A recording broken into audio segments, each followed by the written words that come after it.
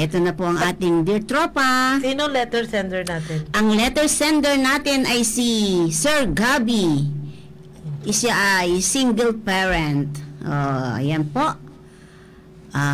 Dear tropa, sana naman po ay mapansin nyo ang hinaing naming mga nasa single parent mode. Bilang isang single parent, dapat po ay kami rin ay pansinin ng aming barangay. Pero para pong dinadaan-daanan lang kami. Butante din kami at isang law-abiding citizen. Pero bakit po ganon? Kapag ayuda na ang pinag-uusapan, naiitsapwera na kami. Minsan na di-discriminate pa. Kesyo may anak, walang asawa, kesyo maagang naglandi. That's all. Paano po ba kami papantay sa mamamayan bilang isang parte ng komunidad kung hindi naman kami pinapansin? Huwag na lang sanang mamigay ng ayuda na may kasamang pagpipili. Dapat ay lahat. One nation, one people, eka nga, one action pa.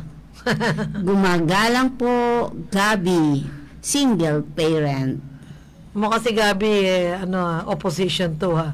Sana lagay mo, one nation, one opposition. One nation, one people, eka nga, one action. One action pa. One action. Mukhang ano to mukhang fans to ni Tito Sara siguro ka. Siguro ano to. Sige. Anong problema mo, Gabi? Dami problema, Gabi. Anong problema mo, Gabi? Hindi ka pinili ni Kapitan, ganun ba? Na ang problema ni Gabi. Napansin daw sila sa kanya. Oo nga, hindi siya pinili ni Kapitan. Bakit ba hindi ka pinili ni Kapitan? Hindi ka siguro malapit sa kaldero. Siguro hindi mo siya binoto ng barangay election. Tama. Sabi mo kaya ako para sa akin, malapit sa kaldero. Para sa akin, kung sana nga naman nga, kung totoo, pag namimigay nga talaga ng ayuda, dapat napapansin din yung single parent. Diba? Kasi nga, may mga nakita kong may karay-karay na mga anak. Tinanong ko, ano po yan, anak mo, dalawa? Opo. May asawa ka? Wala. Single parent.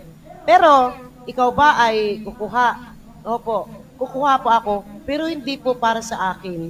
Para po sa kapatid ko na PWD. So hindi ikaw? Hindi po. Kaya nga po, dapat sana si Kapitan, kinuha niya yung PWD, kinuha niya rin sana yung single parent. Kasi wala akong asawa, may anak ako, nakikitanim lang ako. Pero sana all, mapapasana all ka na lang, sabi niya. Gabi, kung ikaw man yun, wawalo lang yun eh. Baka naman na, hindi ka talaga maisama dun sa 8 dahil sa dami rin ng mga nangangailangan sa barangay, di ba?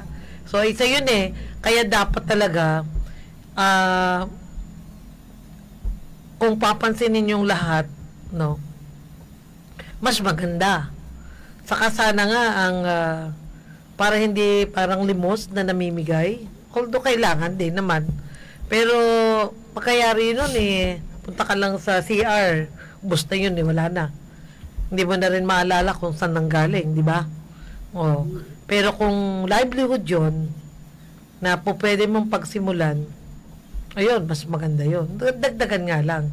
Kasi mahirap pagpuunan ng 2,000. Yung 15,000 po pwede na. Paikutin, di ba? Ganon. Meron din naman ganong programa yung DSWD, yung tinasabi nila, Sustainable Livelihood Project. Baka, Gabi, sa single sana makasama ka na nga. Di ba nga pati nga yung lactating mother, meron yun? Sa DSWD. DSWD? Oo. Yung mga nagpapadede na nanay. Lactating. Kasama na yata doon yun And others. Kasi Sa walang others. nakalagay na specific eh. Di ba binasa natin kanina yung mga, anong mga ayuda? Yung nasa ilalim ng AICS, di ba? So, ayun. Ngayon naman, kung may si Kapitan naman may pinaparinggan. Pinaparinggan si Kapitan. Kapitan, ayan, narinig mo si Gabi. Hindi kayo binoto nung nakaraan, hindi mo na siya isasama, ipapriority. Sa susunod, bigyan mo naman. Sinumbong ka tuloy sa Dear Tropa Cup. Ikaw at hinila, anong advice mo kay Gabi? Siguro, talagang humanap na siya ng kasamahan niya para talagang magwelga na.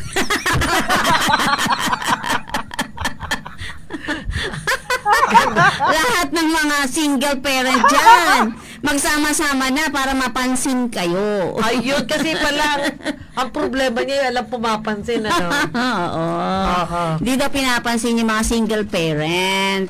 Totoo naman kasi yun, di ba?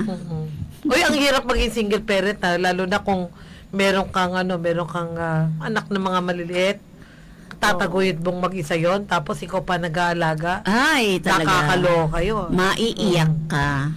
Oo. Tapos Ayan. kailangan mong kumayod.